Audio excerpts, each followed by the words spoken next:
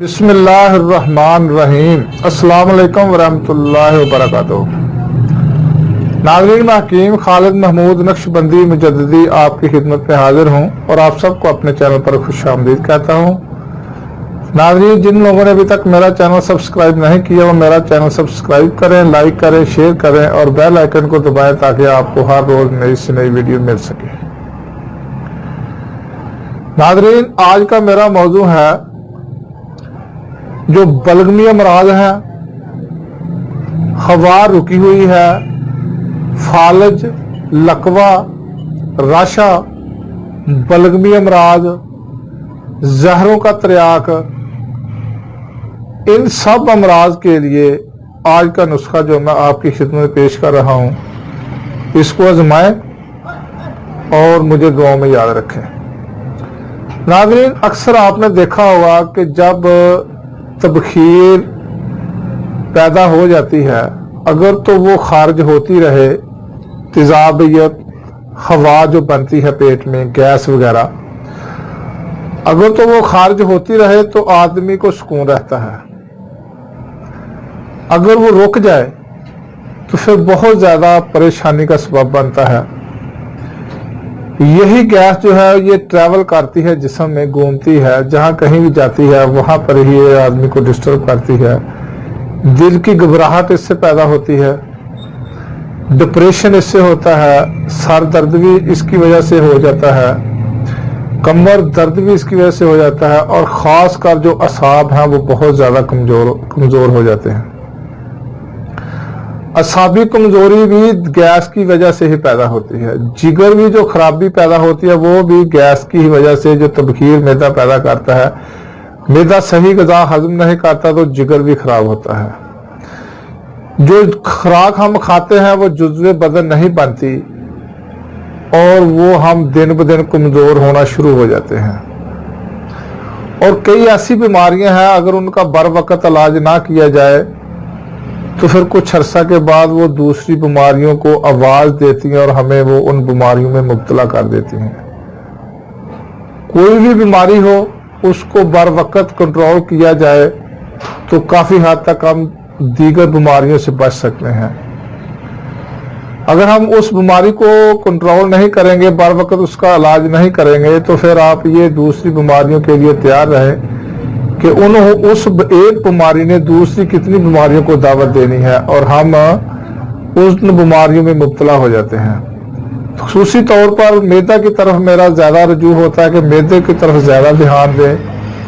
मैदे को अगर आप कंट्रोल में रखेंगे तो हम काफी सारी बीमारियों से बच सकते हैं। तो ये जो नुस्खा है, ये जो रिया रुक जाती है, ये रिया को तहलील करता है। ये नुस्खा यानी कि हवा जहां रुकी हुई हो, अगर आप ये नुस्खा इस्तेमाल करेंगे तो वहां से वो मूव करके वो खारिज कर देगा। खारिज हवा दो तरीके से होती है, एक तो मकद के जरिए हवा खारिज होती है, दूसरी जो है ये डकार के जरिए। अगर हम डकार ले लें तो वहां से भी काफी सारा हमें सुकून मिल जाता है। अगर बोझ हो, छाती में हवा रुकी हुई हो, पेट में बोझ हो, भारीपन हो, खट्टे डकारे, खट्टे यानी कि बदहजमी हो चुकी हो, तो डकार आने से भी काफी सारा मसला हल हो जाता है। और मकद के जरिए अगर हवा खारिज हो जाए तो काफी सुकून मिलता है। तो इस दवाई का काम है, इस नुस्खे का ये कमाल है कि रुकी हुई रिया को खारिज करती है। इसके अलावा जिसको फालज हो, लकवा हो, राशा हो या सर्द अमराज हो या बलगमी अमराज हो, इन सब अमराज के लिए ये नुस्खा काफी है।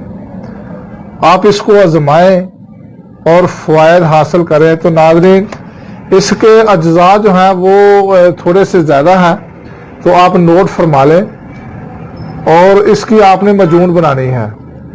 सबसे पहले तो मर मक्की लेनी है। मर मक्की 2.25 माशा, अगर ग्राम के हिसाब से लेना तो 2.5 ग्राम आपने इसको लेना है। हब्बुल गार ये भी 2.5 ग्राम या 2.25 तोले। पुखान बेद ये भी 2.25 तोले। किस्त तलख एक किस्त छीनी होती है, किस्त तलख ये भी आपने 2.25 तोले या 2.5 ग्राम लेने हैं। मिर्च स्याह 1.5 तोला या 18 ग्राम दोनों सूरतों में तोलों में ले लें या ग्राम में ले लें। तज ये भी आपने 18 ग्राम लेनी है, ये 1.5 तोला लेना। ज़ाफ़रान 9 माशा और दार चीनी भी 9 माशा। शहद 200 ग्राम। तो नाज़रीन दोबारा नोट फरमा लें इस नुस्खे को।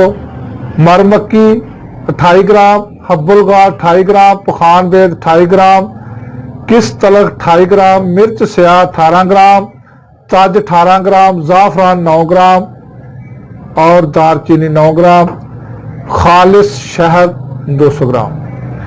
नाज़रीन जितने भी अद्वियात है इसको आप पीस का सफ़ोह बनाएं और उसके बाद आपने शहद को थोड़ा सा गर्म करना है। उसके ऊपर जो जाग आए वो उतार ले और शहद में ये तमाम सफ़ोह बना हुआ उसमें शामिल करें और इसको मिक्स कर लें। मिक्स करने के बाद आप इसको किसी भी शीशे के बर्तन में संभाल कर रखें तो ये एक मजून टाइप बन जाएगी। तो जिन लोगों को ये बीमारियां हैं जो मैं बता चुका हूं, 5 माशा अर्क सौंफ के साथ आपने इसको इस्तेमाल करना है। 5 माशा सुबह और 5 माशा ही शाम को। ये आपने 2 टाइम इस्तेमाल करें। जिनको लकवा है वो अलग उसके लिए मालिश भी करें। जितनी आप उसका मरीज पर तवज्जो देंगे उतना ही वो जल्द ठीक होगा। मालिश के साथ साथ ये नुस्खा आप इस्तेमाल कराएं तो इंशाअल्लाह ताला फालज का मरीज भी ठीक होगा। जिन लोगों को लकवा है, लकवे के मरीजों को भी ये इस्तेमाल कराएं। राशा है जिनको, उनको भी इस्तेमाल कराएं।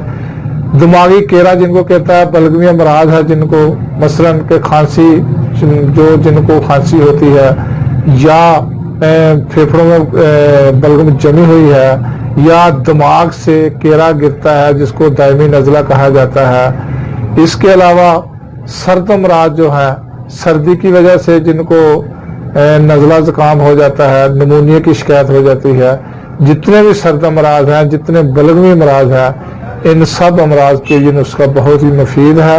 आप इसको आज़माएं और इस्तेमाल करें और मुझे दुआ में याद रखें और अगली वीडियो तक के लिए इजाज़त दें। खुदा हाफिज़। अस्सलाम वालेकुम व रहमतुल्लाहि व बरकातुहू।